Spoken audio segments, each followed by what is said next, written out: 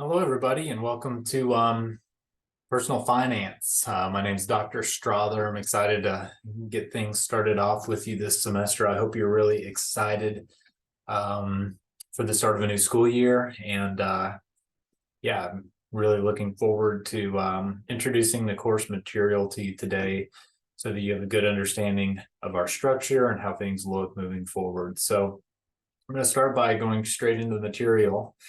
I won't do too much diving into my background, mostly because I don't love talking too much about myself. Of course, I want you to know me as much as possible as well. And so I actually live here in Hannibal, live just north of town. And me and my wife and my kids, first I met my wife at HLG. A few years back. It would have been about 14, 15 years ago now. And as a student, and then I stayed in town, got a job at Mark Twain High School. I was an education major. Did that for 6 years and then returned to Hannibal LaGrange as baseball coach. I ended up teaching finance and did those things while I was working on my PhD in personal financial planning at Kansas State, which I wrapped up in 2020. And now I'm actually I'm a practitioner in financial planning at Vincent Financial Group. We're located actually right across the street, and then up past the stoplight in Boland Ford across Highway 61. So just a stone's throw from campus. But I've taught personal finance for a long time. I taught at the high school level for 6 years. I've taught it in many different settings for both Hannibal LaGrange and Kansas State University. So I love this curriculum. I love its usefulness and its application. I thought for this class to be introduced as a general education course option a few years back, and really think that it's one of the most useful things you can take away because as you know, money's a big deal. Your personal finances are important and will begin to play even a more important role for you as you make decisions in the future. So all that being said, let's look at this class a little bit. It's all set up and we are published. I went ahead and put a little announcement out yesterday. First off, I said, hey, listen, if you want to know a little bit about the class, we've got our course outline, but then also furthermore, this is kind of how we have things structured, which I know you all know Canvas really well at this point, so you probably have seen these things in other classes, but we schedule basically for this 8-week course, we have 8 modules. You're only going to see 7 of them. You will see all 8. Module 5 and module 8, though, are going to be left open for you guys to study for and take exams. So really the lion's share of work material that we're going through will be covered now in module 1, 2, 3, 4, 5, 6, or I should say 4, 6, and 7. And so it's all set up here for you. You can look a little bit into the grading system as well. We don't have any grades posted, so I can go ahead and show you that I've got everything outlined. From module 1 on through, I usually put discussion, then assignment, then assessments in that order for your material. You might think, wow, that looks like a lot of assignments or a lot of things to do. It's really not too bad. I know very well about the expectation in terms of time commitment to these things. I promise you guys, you'll be able to knock out the quizzes very quickly. You can use resources as needed. The resources being like your book or material that I've presented for you in class. Or resources are not your friend, your neighbor, or someone who is taking the class. So yeah, you bounce over to the discussions. That's the first thing we'll look at today. You'll see a little bit of what we have going in here, and see we have our module 1 discussion, and we're off the ground running there. Not too fancy, but it gives us an opportunity to know where you are, who you are, where you're from, and some nice things. And a lot of times, I know Scott knows Michaela, so talking to each other on there and in good colloquial ways is a great way to build that camaraderie. Let's move to assignments now.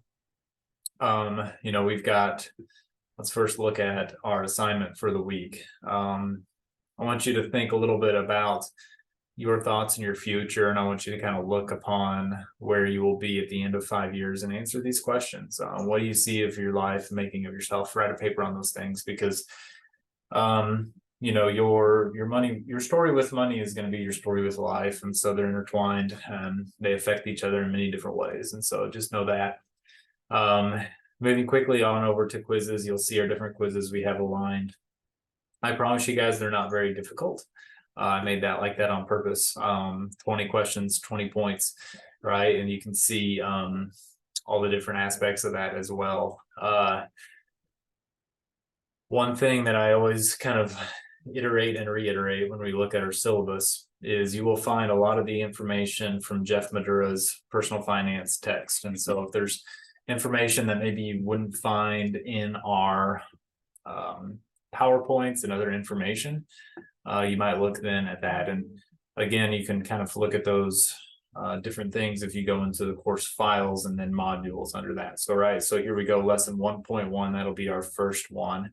And really, it's just me wanting to introduce myself. I've got a picture of our family. It's kind of dated because this one is now going into second grade. This one's now as old as he was in this picture. And we've got another little guy that we're fostering in that family.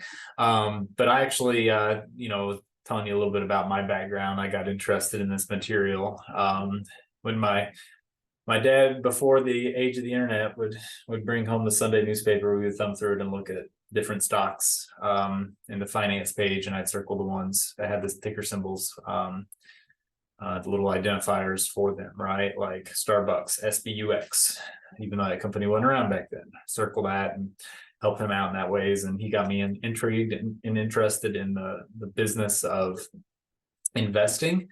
And that grew to the point where whenever I got into high school education, I really, really liked personal finance as a curriculum, even though I taught everything under the sun at Mark Twain High School.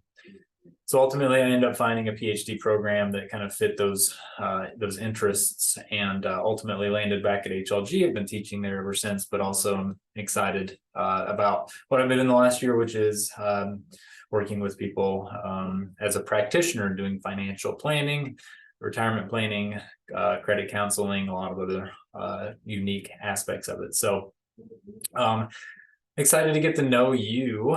I was asked this question: what is an example of good personal financial behavior, right? You might say you should save more than you make, or you should invest your money, or all these other things, which are true, right? But how do we know that? How do we know that? And one thing I was taught whenever I was at my time in Kansas State, that's where this picture's from a long time ago.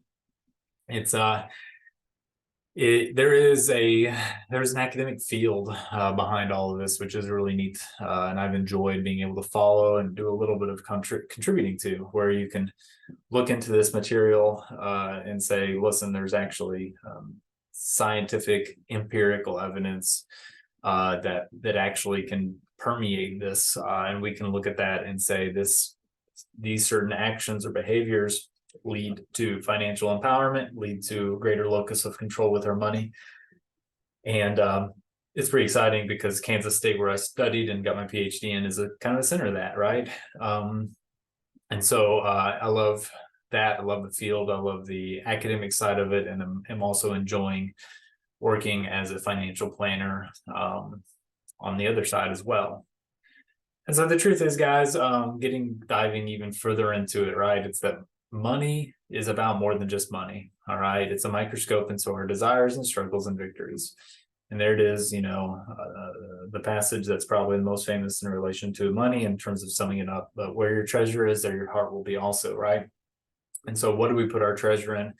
I don't mean like literally always meaning treasure is money. A treasure is wealth, right? But where are we focusing and spending a lot of our time and effort and energy? And the truth is, you have to kind of spend some of that time with money, but also you also have to do, I should say, you don't have to, but you should desire to see finances as a domain that you challenge and you tackle, not only for your personal well-being, but also because God calls us to a life of abundance, and we can, if we create margin in our life here, be better at giving it away, be better at all aspects of it. And when you give it away, it's funny, it kind of finds a way of being a multiplier in your life in good ways. And so money is something we all have to deal with, right? And that's what that says. Like, we're all going to need to have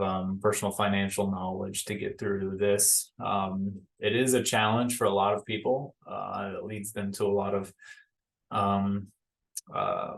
trouble, really, and they find themselves working really hard and coming away with nothing. And that's not the way that it's meant to be. Especially living in the United States, we have kind of the more resources, more availability, more income than most any other place in the world. And yet we still have a tough time managing that and figuring out how to create margin in our life and figuring out how to properly allocate those emphases in how it, what is most important in our hearts versus, all of the stress, anxiety, and things that it can create. And I think number 6 is really, really important, right? We don't naturally have good relationship with money. Okay. We tend to, when we get more of it, become a little more power hungry.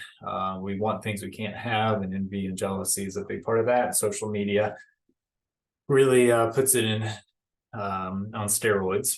We don't judge ourselves, or we do judge ourselves and others based upon the nice things we own and our income and our net worth, and that's not fair, right? And so in light of that, we also need to learn more about ourselves, how our heart works, how our money works, so we can develop good money relationships. And so go kind of straight up to the different structure of this class. We're first going to look over the tools of personal finance, and that's really talking about the big 3, which is cash flow statement, your net worth statement, and then also your budget. And then we'll talk a little bit about managing our cash, financing and debt management, insurance, protecting our wealth, investing, retirement, estate planning, and then kind of putting it all together. And understand we're all coming at this from different angles. So many different people who have very little knowledge on this subject, while some people have a lot more knowledge. And there's nothing wrong with that. I think a success in this class would be as if we're all growing in our knowledge and base of this material. I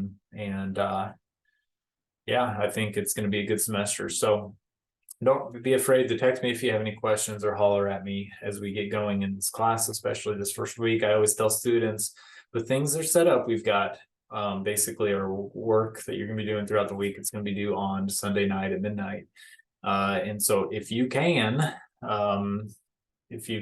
get to the point where you're ready to ask questions during the week, I'm going to be most of it available. Obviously, if you wait till Sunday evening, I'm not going to be responding to emails or checking those at that time, right? I'll be hanging out with my family. Text me if you have questions at that point. Although the better option would be figure out what the material is and what you have to do at the beginning of the week. Try to get it done during the week at a reasonable time. And then if you do have questions, I'll be here to answer them with more margin room to spare in terms of time for that. So again, looking forward to it, y'all. Nice meeting you.